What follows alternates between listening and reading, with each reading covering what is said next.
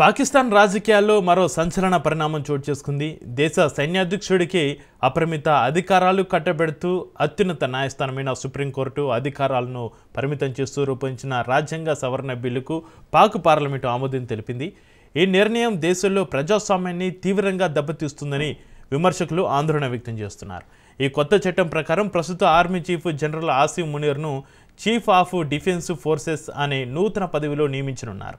ఈ హోదాతో ఆయనకు ఆర్మీతో పాటు నౌకాదళం, వాయుసేనపై కూడా పూర్తిస్థాయి అధికారాలు లభిస్తాయి. త్రివిధ దళాలపైన సైన్యాధిపతికి అధికారికంగా కమాండ్ ఇవ్వడం ఇదే తొలిసారి.